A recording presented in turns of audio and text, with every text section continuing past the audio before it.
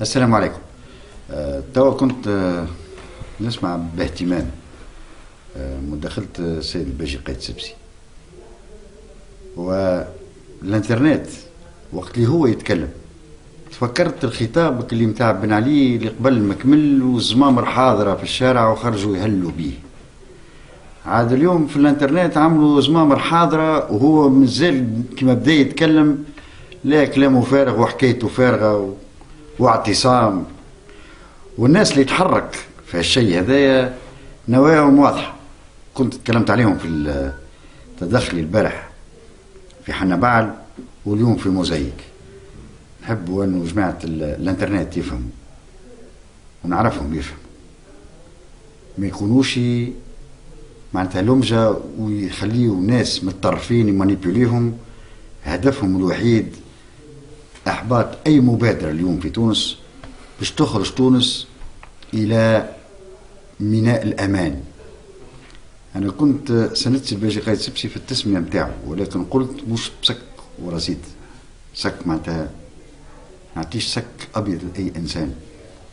اليوم لازم نرجعوا بالعقلانيه، والانسان هذا عنده 3 أسابيع من اللي شد دواليب الدوله، قام بتعديل وزاري، الدنيا قامت وقاعده تتفهم اللي هو الوحيد عنده المسؤوليه وما يقسمهاش، وهذا يدل على قوه شخصيته. ولكن حاب نوضح النقطه هذه قبل ما نزيد الكلام من بعد. علاش انا في قراءتي السياسيه برشا عباد سالوني علاش نحى سراج. سراج انسان كفء وانسان قانون، ولكن في المرحله هذه يلزم وزاره الداخليه تخرج بنفس جديد. يعني قام اللي قام به ويتشكر، ولكن ما نظفهاش كما على قاعده كما برشا عباد يستخيلوا، لكن لظروف يمكن سياسيه. منهم الطرابلسي هذا مدير ديوان الحاج قاسم القديم الوزير اللي في الحبس، خلاه ما يجيش مدير ديوان يقعد. مدير ديوان هو المفتاح نتاع الوزاره. فما عدة مناصب اخرى استراتيجيه زاد ما تنظفتش، وفما مشكله نتاع كوميونيكاسيون. هو قام مشهود، ولكن البروفيل نتاع سي على ما نفهم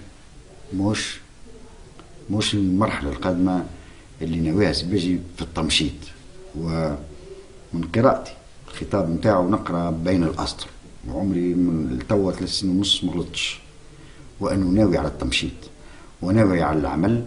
لكن فسر وانه هناك عناصر همها الوحيد هي احباط اي مبادره باش تونس تخرج من الضباب هذا.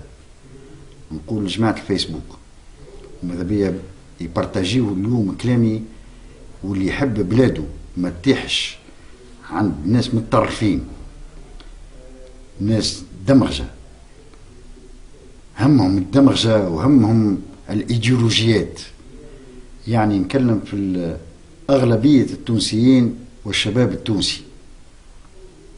تونس بلادنا ما تهونش باش نخليوها لمجه للناس هذه. والعمل اللي بالنسبه لنا الثوره اليوم باش نبداوها احنا جماعه الفيسبوك، باش نتموها اليوم، باش نبداو التتمه نتاعها باش نوصلوها ثوره. وما يلزمناش نتيحوا في الفخ نتاع المعارضه كسيستماتيك. الراجل مازال ما كملش كلامه، مازال ما بداش كلامه، والحمله قايمه في الفيسبوك. الناس هذوما يلزمكم تعرفوا خلفياتهم شنية. والله تعرفوني عرضت بن علي بشده، وعرضت الغنوشي الحكومه بعد الانتقاليه بشده،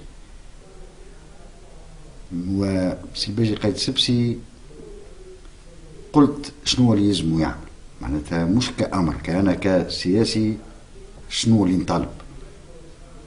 لباه الكل، مجالس البلديه باش تحل، معناتها مجالس الولايه كل شيء، ولكن فهم الناس كل وانه ما نجمش يخدم باعتصامات متتاليه ومفتعله. وزاد جبد على منزل بورقيبه اليوم، زاد في منزل بورقيبه اخت المعمل اللي وقفوه حكيت عليه في نسمع معناتها ناس بالماس داخله 4000 عائله باش يوقفوهم قدام معمل الفولاد، 100 شاب بالدبلومات نتاعهم. واستخبرنا كيفاش مشاو غادي يحبوا يخدموا بالميساجري في الفيسبوك، يبعثوا في الشباب البلاصه هذيك باش تقبل. كذب في كذب. واليوم باش تبدا تتمة الثوره باش نوفروا الشغل معناتها نهار اخر على المدى طويله، ما هي الا حكومه انتقاليه ما نجموش نطلبوا منها باش تحل مشاكل 23 سنه من الهم ومن الافلاس ومن الكذب على الشعب. ادعوكم باش تنشروا كلمتي في الفيسبوك ونحط ميزاني ومصداقيتي، وتعرفوني ما نتشراش وما نتباعش، خاصة لما تبدا مصلحة تونس العليا باش تتمس. الديامونت هذه جوهرة البحر الأبيض المتوسط.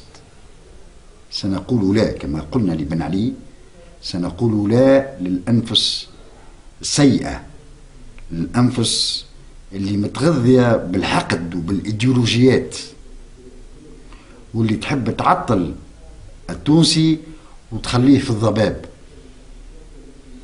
نقول لهم لا، لا لاعتصام مزعوم، لأنه القصبة ثلاثة وهو الاعتصام الأول والثاني أنا معه، واللي عملوه الاعتصام الأول والثاني ضد الاعتصام الثالث وأنا معه.